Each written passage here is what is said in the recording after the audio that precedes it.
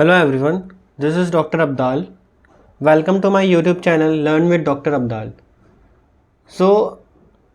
हम nth order linear differential equation with constant coefficient के solution बनाना सीख रहे थे, जिसमें हमने उसको एक कॉम्पैक्ट फॉर्म में रिड्यूस करना सीखा था F D Y is equal to zero की फॉर्म में, और वहाँ से हमने उसके फिर उसकी ऑक्सिलरी इक्वेशन लिखी थी जो कि F M is equal to zero होती है, और फिर वहाँ से रूट्स निकाल के उसके सोल्यूशन निकालने सीखे थे, कॉम्प्लीमेंट्री फंक्शन जो होता है।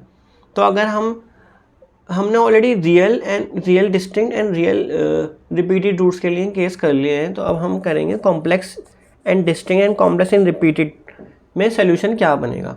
तो फॉर एग्जांपल आपको कोई nth order linear differential equation दे रखी है, उसके कुछ n नंबर ऑफ रूट्स हैं, जिसमें से कुछ रूट्स कॉम्प्लेक्स के फॉर्म में आए हैं, जैसे कि यहाँ पे आप देखोगे m1 is equal to alpha plus iota beta और m2 is equal to alpha minus iota beta. तो जब भी जो रूट्स आते हैं ना कॉम्प्लेक्स, वो कॉन्जुगेट पेयर में आते हैं। मीन्स अगर कोई रूट है उसका 2 + 4 आयोटा, तो उसका जो सेकेंड रूट होगा वो 2 - 4 आयोटा होगा ही होगा। तो यहीं से हम इसका अब सोल्यूशन निकालेंगे। तो कॉम्प्लीमेंट्री फंक्शन क्या बनेगा आपका, Y C X is equal to, क्योंकि कॉम्प्लेक्स है तो इसमें अल्फ़ा और बीटा पे फोकस करना होगा आपको। तो जो अल्फ़ा है वो तो एक्सपोनेंशियल की पावर बन जाएगा, एक्सपोनेंशियल अल्फ़ा एक्स, और जो बीटा है वो कॉस और साइन का आर्ग्यूमेंट बन जाएगा। तो C2 sign beta x. Then बाकी के जो आपके रियल होंगे उनके लिए आप जैसे प्रोसीजर करते थे, for example C3 exponential m3x plus C4 exponential m4x and so on. तो इस तरह से ही वो चलेगा। फॉर एग्जांपल अगर आपके पास कॉम्प्लेक्स रूट्स हैं alpha plus iota beta, alpha minus iota beta, ये तो एक कॉन्जुगेट पेयर हो गया। फिर दूसरा कॉन्जुगेट पेयर है p plus iota Q and p minus iota Q. तो इस केस में कॉम्प्लीमेंट्री फंक्शन क्या बनेगा, तो एक्सपोनेंशियल अल्फा एक्स, जैसे कि ऊपर करा था, cos beta x plus C2 sign beta x. दोनों के साथ एक आर्बिट्रेरी कांस्टेंट आएगा साइन और कॉस के साथ। देन अब सेकंड वाले पेयर जो ये वाला पेयर है, इसके लिए लिखना होगा एक्सपोनेंशियल पी एक्स, जो कि रियल पार्ट है p, और कॉम्प्लेक्स पार्ट जो q है वो कॉस और साइन का आर्ग्यूमेंट बन जाएगा। तो इसमें हम C1 C2 यूज़ कर चुके, तो C3 आपको C4 यूज़ करना पड़ेगा, साइन क्यू एक्स। और बाकी के जो आपके रियल रूट्स होंगे उनके लिए वैसे ही चलेगा। अगर इसमें रियल में भी रिपीटेड होते तो वो आप रिपीटेड का भी केस कर सकते थे। अब नेक्स्ट देखते हैं जब कॉम्प्लेक्स में भी रिपीटेड रूट्स आ जाएं। अब देखो आप, ये तो कॉन्जुगेट पेयर में आता है अल्फा प्लस आयोटा बीटा और अल्फा माइनस आयोटा बीटा, लेकिन यहाँ इसमें रिपीटिशन भी है। तो अल्फा प्लस आयोटा बीटा भी 2 बार रिपीट कर रहा है और अल्फा माइनस आयोटा बीटा भी 2 बार रिपीट कर रहा है। तो हमें क्या करना है, पहले पेयर को ही करते हुए उसी के अकॉर्डिंग हमें लिखना है सोल्यूशन, पेयर को देखते हुए कि उसका पेयर क्या है और वो कितनी बार रिपीट कर रहा है। तो यहाँ पे एक बार आ गया ये पेयर पूरा, और यहाँ पे दूसरी बार आ गया पूरा का पूरा पेयर।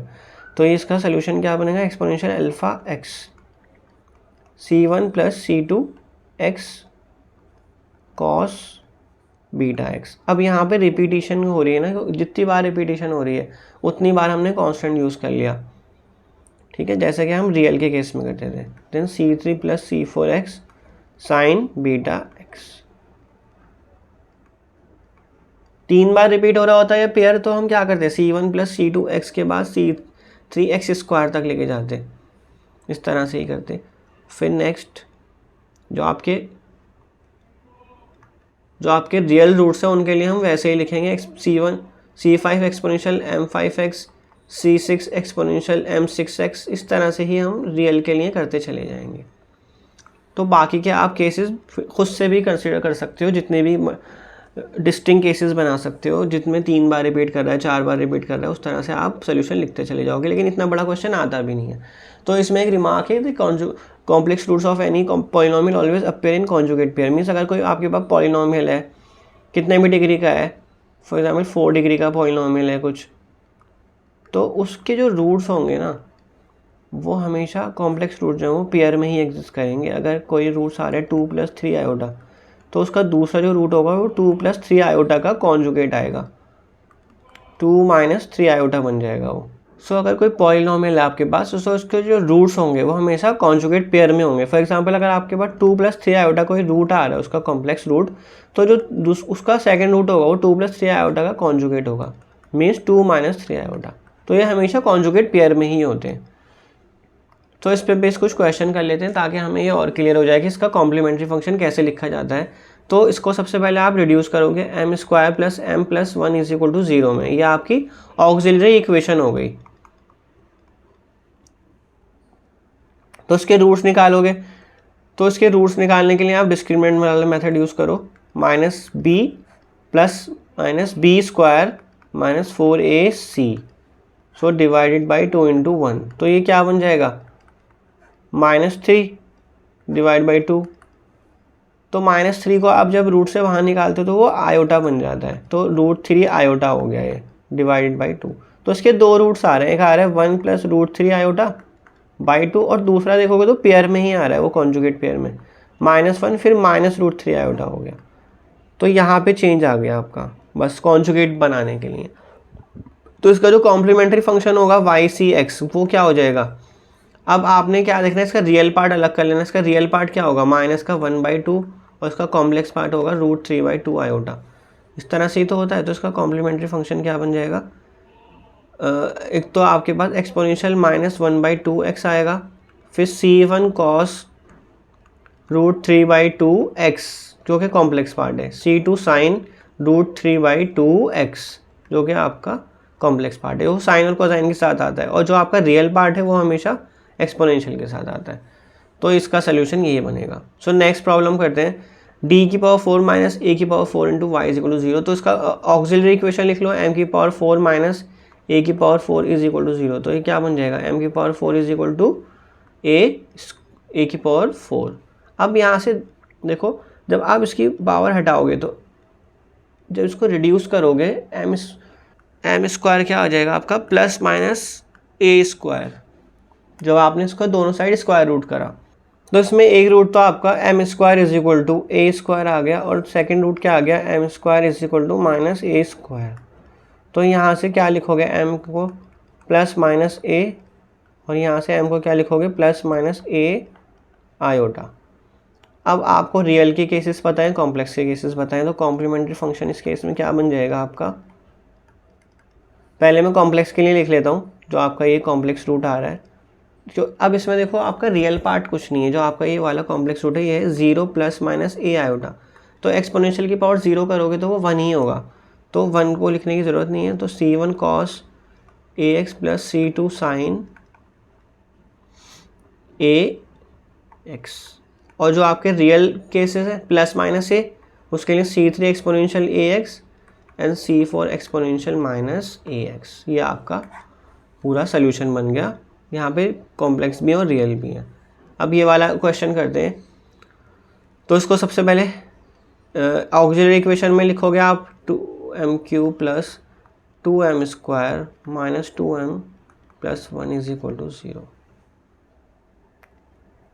अब इसमें सबसे पहले आप देखो कि आप इसमें कुछ कॉमन ले सकते हो, तो कॉमन लेके भी कुछ आई थिंक इसमें नहीं हो पाएगा। तो आप सबसे पहले हिट एंड ट्रायल से करो इसको, हिट एंड ट्रायल से इसका रूट फाइंड करो। अगर मैं m = 1 लूँ तो क्या वो बनेगा, 2 + 2 - 2 + 1, तो ये हो गया आपका 4 - 4 = 0। तो ये आपका रूट आ गया। तो इसका मतलब मैं क्या करूँगा, अब मैं m⁴ - 2m³ + 2m² - 2m + 1 इसको डिवाइड करूँगा m-1 से। जो भी रूट होता है उसको हम लेफ़्ट साइड पे ले जाते हैं। तो m-1 से डिवाइड करूँगा तो m³, मतलब मैंने m⁴ को m से डिवाइड करा तो m³ आ गया, और m³ को मैंने m और -1 से मल्टीप्लाई करा तो क्या आ जाएगा, m⁴ - m³ माइनस करो इसको तो क्या आ जाएगा, -m³ + 2m²। अब -m³ को आप फिर से डिवाइड कर दो, किससे करोगे, m से, तो क्या आ जाएगा, -m²।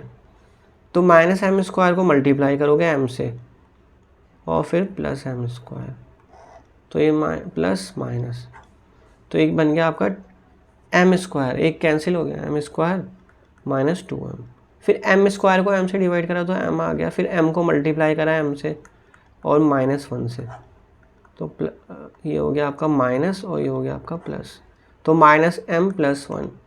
फिर -m को डिवाइड करोगे दोबारा से m से, तो ये हो गया आएगा आपका -1। -1 को मल्टीप्लाई करा m से, -1 को मल्टीप्लाई करा -1 से, तो ये आ गया, तो ये पूरा कैंसिल हो गया। तो आपके पास इक्वेशन क्या आ गई, m³ - m² + m-1 = 0। तो ये आपकी रिड्यूस हो गई। अब रिड्यूस हो के देखो कि आप इसके कुछ रूट्स निकाल सकते हो। अगर आप यहाँ से m² कॉमन ले लो तो क्या बचेगा, m-1, यहाँ से 1 कॉमन ले लो तो m-1 = 0। तो ये आ गया m-1 × m² + 1 = 0। तो यहाँ से m की वैल्यू 1 आ जाएगी और m² की वैल्यू -1 आ जाएगी, तो m की वैल्यू ± आयोटा आ जाएगी। तो यहाँ पे एक रूट आ गया 1 और 2 रूट आ गए ± आयोटा, और एक रूट आपका ऑलरेडी 1 आ चुका था। तो जो आपके रूट्स आ रहे हैं वो क्या आ रहे हैं, वो रूट्स आ रहे हैं आपके 1 1 ± आयोटा, जो कि कॉन्जुगेट पेयर है। इसको आप 0 ± आयोटा भी लिख सकते हो। तो आपका जो कॉम्प्लीमेंट्री फंक्शन बनेगा वो क्या बनेगा, ycx = अब क्योंकि 1 रिपीट हो रहा है तो c1 + c2x और exponential x, then c3 cos x + c4 sin x। देखो ना, इस रूट को आप कंपेयर करो p ± आयोटा q से, तो ये है 0 ± आयोटा, q की वैल्यू यहाँ 1 है।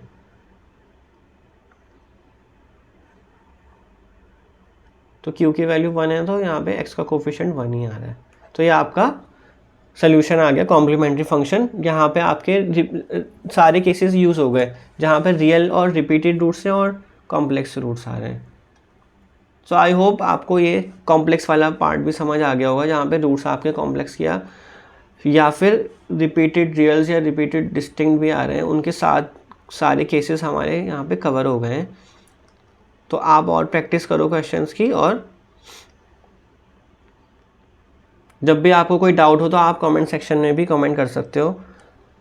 तो फिर मिलेंगे नेक्स्ट वीडियो में। अब हम नेक्स्ट वीडियो में जब मिलेंगे तो उसमें हम वाला पार्ट करेंगे जहाँ पे राइट हैंड साइड आपकी नॉन ज़ीरो होती है, तो उसमें हम पर्टिकुलर इंटीग्रल निकालना सीखेंगे। सो तब तक प्रैक्टिस करते रहो, फिर मिलते हैं नेक्स्ट वीडियो में। Thank you so much.